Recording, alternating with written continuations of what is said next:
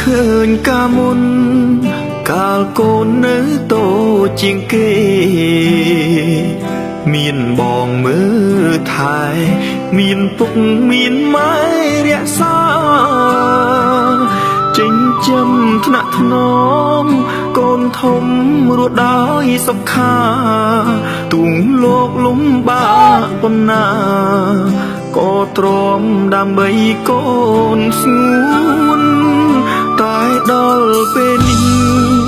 រូបខ្ញុំហាក់ដូចឯកា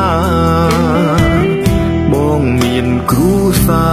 រវាសនាបែងចែករៀងខ្លួន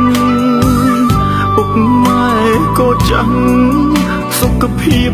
លោកមិនមមួនកូនមិនសូវថែទួនរវល់រៀងខ្លួនភ្លេចគ្រាកន្លងពុកម៉ែចាស់ហើយចង់ឲ្យកូនមកក្បែរដឹងគុណពុកម៉ែធ្នមថែចិត្តកាយគាត់ផងគុណដល់ជីវិតកូនទឹកគ្មានអ្វីសងតែកូនទៅតបស្នងសងគុណតនលោកឃើញបានពុកម៉ែចាស់ហើ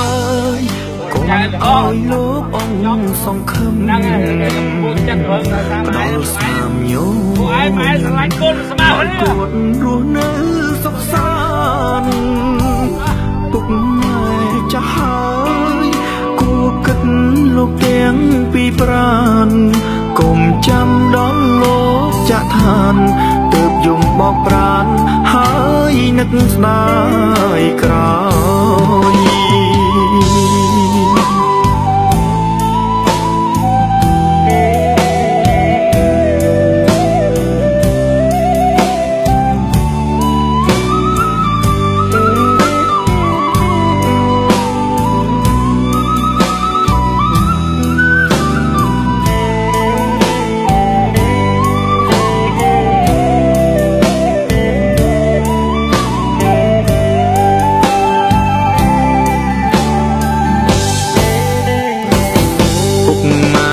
ចាស់ហើ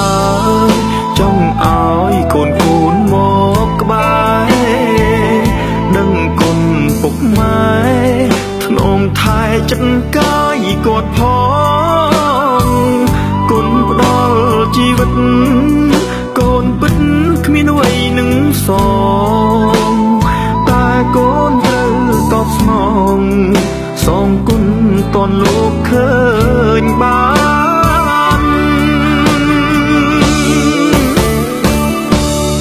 ម៉ែចាស់ហើ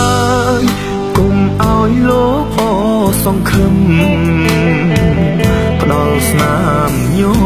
ញឹមឲ្យគាត់រស់នៅសុខសាន្តពុកម៉ែចាស់ហើយគួរគិតលោកទាំងពីប្រាណកុំចាំដល់លោកចាក់ឋានទើបយំបោកប្រាណហើយនឹកស្ដាយក្រោយ